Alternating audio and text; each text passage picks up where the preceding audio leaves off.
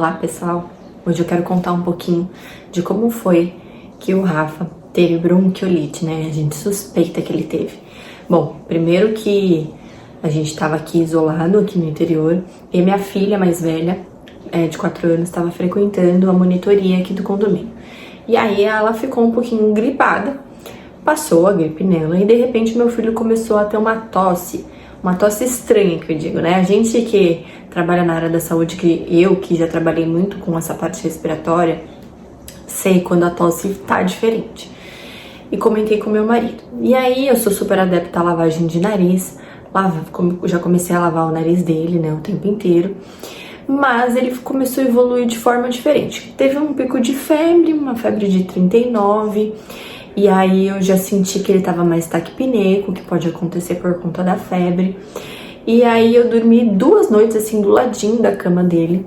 E na segunda noite eu já percebi que ele tava diferente. E aí eu optei por chamar um pediatra para vir aqui avaliá-lo. Eu já tinha auscultado ele, já tinha visto que ele tava cheio de ronco, ele tava com um broncoespasmo não tão intenso. E aí no dia que a pediatra veio, né, no dia seguinte ela veio e ele já tava mais desconfortável. Ela avaliou ele, e aí ela falou, olha, ele tá com broncoespasmo mesmo. E ele tava bem desconfortável já. E aí a gente fez na mesma hora o espaçador nele e ele reverteu. Então a ausculta dele melhorou na mesma hora. E aí ela falou assim, ó, vamos iniciar então o espaçador de 6 em 6 horas e vamos ver como que ele vai ficar. Falei, tá bom. Aí a gente fez o espaçador à tarde e ele melhorou. E à noite, o que aconteceu? Ele tava mamando, eu fui fazer espaçador depois dele mamar, e ele começou a chorar, que não queria que eu fizesse espaçador, e aí ele ficou pior do que ele já tá. Foi um desespero total. Eu falei, meu Deus, e agora? Liguei pra ela.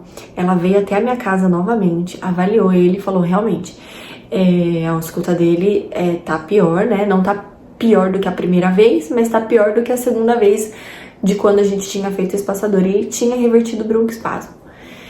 E aí, minha gente, a gente ficou um pouco preocupado, mas ela veio com um oxímetro, né, infantil, eu só tinha um de adulto, ele tava saturando bem.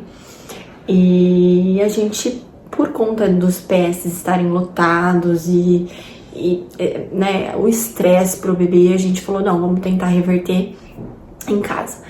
E como eu sou fisioterapeuta, meu marido é médico, então a gente tem, assim, essa confiança de saber a hora que a gente tem que intervir e de saber a hora que a gente tem que ir pro pronto-socorro. Mas eu confesso que talvez se eu estivesse em São Paulo, eu teria ido pro pronto-socorro, porque eu vi que ele tava bem desconfortável e eu tinha muito medo dele piorar aquele desconforto.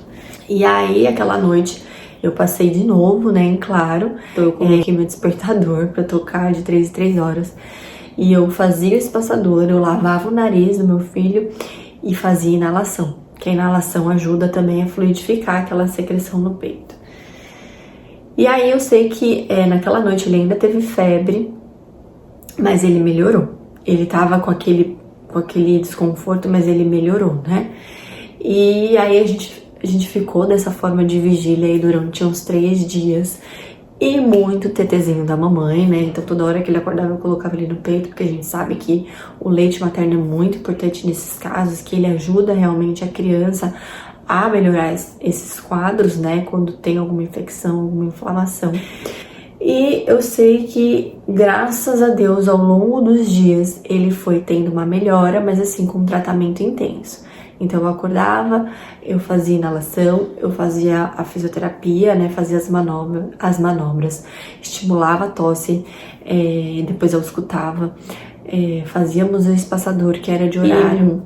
E aí, graças a Deus, ele foi melhorando. A tosse persistiu aí ainda alguns dias, mas não era mais aquela tosse que fazia com que ele acordasse durante a noite. O nariz ainda também continuou um pouco escorrendo, mas também não foi nada muito assim preocupante. E a febre, ele teve febre durante 3 ou 4 dias, se eu não me engano. Até a pediatra me ligou para saber como ele estava e perguntou se eu queria colher o painel viral dele. Eu achei que não tinha necessidade nenhuma de eu ficar enfiando um cotonete, né, num bebê de 6 meses, porque o tratamento não iria mudar e graças a Deus ele tinha apresentado uma melhora. O que é importante? Coisa que eu não fiz aqui e que eu faço quando eu tô lá em São Paulo. Toda vez que a minha filha ela chega da escola, ela vai pro banho. Então antes dela pegar nele, ela vai pro banho. E aqui a gente não tava tendo esses cuidados. Então ela chegava dando monitoria, ela lavava a mão, o que eu sempre peguei no pé, mas ela não tirava roupa. Então a gente sabe que esses vírus da bronquiolite, dependendo de como são, de quais são, a gente sabe que pega através do contato. Então é muito importante que a gente tenha esse cuidado preventivo e intervenha a partir do momento que você entender que o seu filho está desconfortável, que a respiração está mais cansada, para que ele não evolua para quadros piores.